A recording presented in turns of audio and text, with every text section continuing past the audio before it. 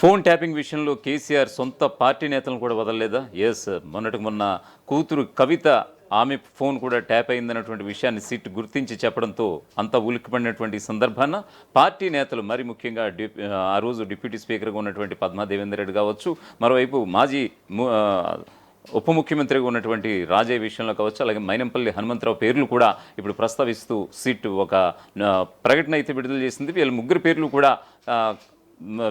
పేర్లు కూడా ఇప్పుడు విడుదల చేసినటువంటి సందర్భం. వాళ్ళ ఫోన్లు కూడా ఇప్పుడు అంటే ఆనాడు ట్యాప్కి గురైనటువంటి సందర్భాన్ని గుర్తు చేస్తూ సిట్ అయితే ఒక నోటిఫికేషన్ అయితే ఇచ్చినటువంటి సందర్భం. మరొక వైపు మీ ఫోన్లు కూడా ట్యాప్ అయ్యాయంటూ కూడా ఆ ముగ్గురికి మైనంపల్లి హనుమంతరావుకి అలాగే పద్మా దేవేందర్ రెడ్డికి, మరొక వైపు రాజయ్యకి కూడా నోటీసులు ఇచ్చినటువంటి సందర్భం కూడా కనిపిస్తోంది.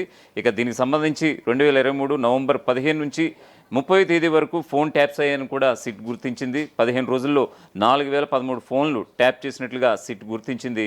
రాజయ్య, పద్మా దేవేందర్ రెడ్డి, మైనంపల్లికి ఈ మేరకి సిట్ కూడా నోటీసులు ఇచ్చినటువంటి సందర్భం కనిపిస్తోంది. 618 మంది లీడర్స్, మరొకవైపు ఐఏఎస్, ఐపీఎస్, మరొకవైపు బిజినెస్ మ్యాగ్నెట్స్, ఇలా వీళ్ళందరి కూడా ఫోన్స్ కూడా ట్యాప్ అయినట్లుగా తెలుస్తోంది. సుమారుగా 228 మంది బాధితులు ఉన్నట్లుగా తెలుస్తోంది. వాళ్ళ వాంగ్మూలాలు రికార్డ్ చేసినటువంటి సిట్, అలాగే సినీతారుల ఫోన్స్ ట్యాప్ చేసినట్లుగా కూడా సిట్ గుర్తించింది. మరొకవైపు నిన్న చూసాం సినీతారుల ఫోన్స్ కూడా కేటీఆర్ ట్యాప్ చేశారన్నటువంటి విషయాన్ని కూడా గౌడ్, టీపీసీసీ చీఫ్గా ఉన్నటువంటి మహేష్ కుమార్ గౌడ్ కూడా నిన్న ప్రెస్ మీట్ పెట్టి వెల్లడించినటువంటి సందర్భం కూడా తెలుస్తోంది.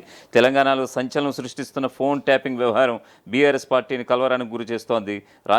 రాజకీయ ప్రత్యర్థులే కాదు, సొంత పార్టీ వారి ఫోన్లను కూడా ట్యాప్ చేశారని సిట్ నిర్ధారించడం గులాబీ శ్రేణుల్లో ప్రకంపనలు సృష్టిస్తోంది. అసెంబ్లీ ఎన్నికల సమయంలో అంటే 2023 నవంబర్ 15 నుంచి 30వ తేదీ వరకు భారీ సంఖ్యలో ఫోన్లు ట్యాప్ అయినట్లుగా సిట్ తన దర్యాప్తులో కూడా నిర్ధారించినటువంటి పరిస్థితి కనిపిస్తోంది. ఇందులో మాజీ డిప్యూటీ స్పీకర్, మెదక్ మాజీ ఎమ్మెల్యే పద్మా దేవేందర్ రెడ్డి, అలాగే మాజీ ఉప ముఖ్యమంత్రి తాటికొండ రాజయ్య ఫోన్లను కూడా ట్యాప్ చేసినట్లుగా సిట్ నిర్ధారణకు వచ్చింది. విచారణకు హాజరు కావాలంటూ వారికి సిట్ తాజాగా నోటీసులు కూడా జారీ చేసినటువంటి వైనం కనిపిస్తోంది. బీఆర్ఎస్ ఎమ్మెల్సీ నవీన్ రావుకు సిట్ అధికారులు నోటీసులు జారీ చేసినట్లుగా తెలుస్తోంది. విదేశాల నుంచి తిరిగి వచ్చిన శ్రవణ్ రావు, అలాగే ఎస్ఐబి మాజీ చీఫ్ ప్రభాకర్ రావును విచారించగా దర్యాప్తులో శ్రవణ్ రావుకు, నవీన్ రావుకు మధ్య ఉన్న సంబంధాలను సిట్ గుర్తించినట్లుగా తెలుస్తోంది. ఇక అసెంబ్లీ ఎన్నికల సమయంలో కేవలం 15 రోజుల వ్యవధిలోనే 4013 ఫోన్లు ట్యాప్ అయినట్లుగా సిట్ వెల్లడించింది. ఇందులో 618 మంది రాజకీయ నాయకులు, ఐఏఎస్, ఐపీఎస్ అధికారులు, అలాగే పారిశ్రామికవేత్తలు ఉన్నట్లుగా కూడా సిట్ అధికారులు నిర్ధారించారు.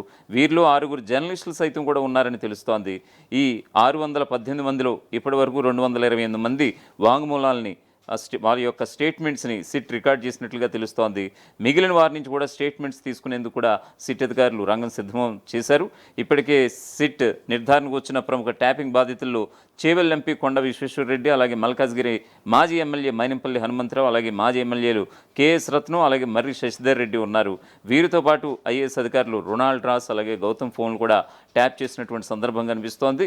వీరందరినీ విచారణకు పిలిచి స్టేట్మెంట్స్ తీసుకునేందుకు సిట్ సిద్ధమవుతోంది.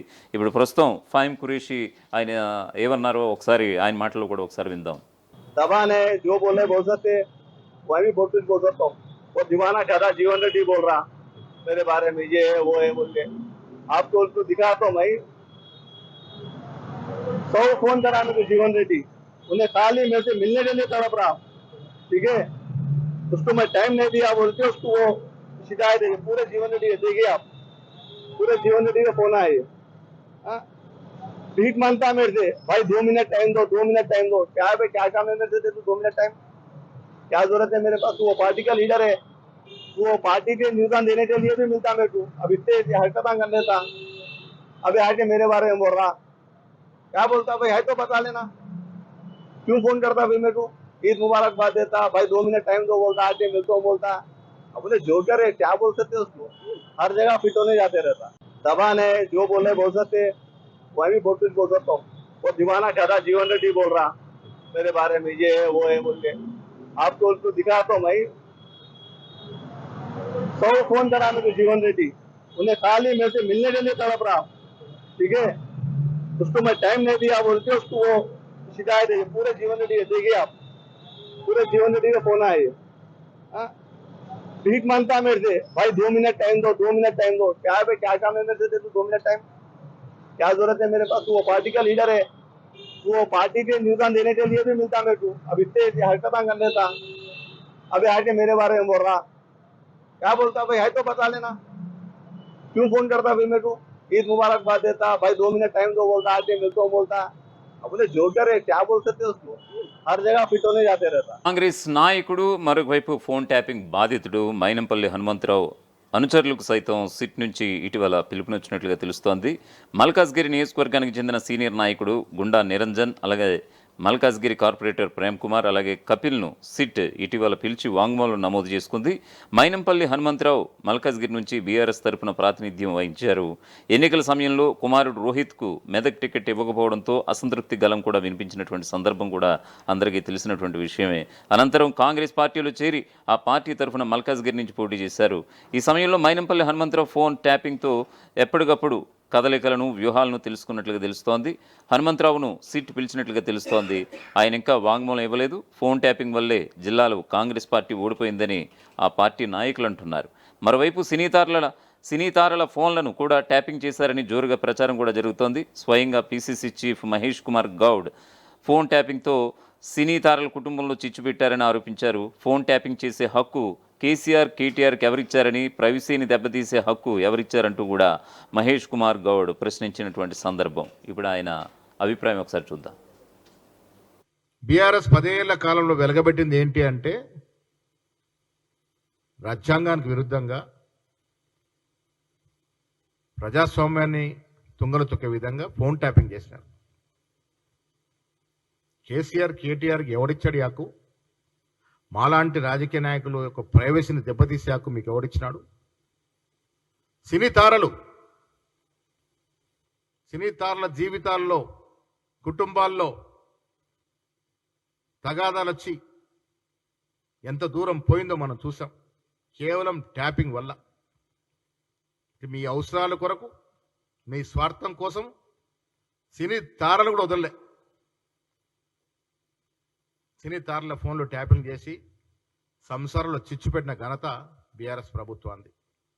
జడ్జిల్ని వదలలే, వారి మాట వినని బ్యూరోక్రాట్స్ వదలలే,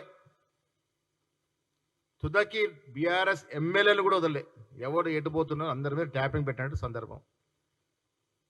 కొన్ని వేల ఫోన్లు ట్యాపింగ్ చేసినారంటే దేశ చరిత్రలో అతి హేయమైన చర్య ఇది. కేసీఆర్ బాధ్యత, కేటీఆర్ మాకేం సంబంధం? ఏదో లీగల్ నోటీస్ అని ఒక స్టేట్మెంట్ ఇచ్చినాడు. ఏంటి లీగల్ నోటీస్ మీరు ఇచ్చేది? మీరు మీ నాయన సంబంధం లేకుండానే ప్రభాకర్ రావు గారు ట్యాపింగ్ చేసినాడా? అసలు ప్రభాకర్ రావుని పెట్టింది ఎవడు? ఒక రిటైర్ అయిన అధికారిని దేశ చరిత్రలో ఎక్కడ లేని విధంగా ఇంటెలిజెన్స్ చీఫ్గా ఎట్లా పెడతారు? మీ అవసరాలు తీసుకోవడానికి కదా. అలాంటి రిటైర్డ్ అధికారిని పెట్టి, మీ అడుగులకు మడుగులొత్తే అధికారిని పెట్టి మాలాంటి ఫోన్లని ట్యాపింగ్ చేయడం అనేది నేరము. డెఫినెట్గా దీంట్లో ఎంతటి పెద్దవారైనా శిక్ష పడాల్సిందే. ఇటు కేసీఆర్, అటు కేటీఆర్ కూడా ఫోన్ ట్యాపింగ్ చేశానటువంటి టీపీసీసీ చీఫ్ మహేష్ కుమార్ గౌడ్ వాదనలు ఎలా ఉంటే, సినీతారుల ఫోన్ ట్యాపింగ్ జరిగి ఉంటే కనుక వారి వద్ద నుంచి కూడా స్టేట్మెంట్స్ తీసుకోవాలి కదా అన్న సందేహం ఇప్పుడు చాలామందిలో వస్తున్నటువంటి సందర్భం అయితే ఇప్పుడు సర్వత్రా వినిపిస్తోంది. చూద్దాం దీనికి సంబంధించి ఏం అప్డేట్స్ కొనసాగుతాయో దీనికి సంబంధించి. అసలైన తొలి వెలుగు. ఫాలో వాట్సాప్ @తొలి వెలుగు official.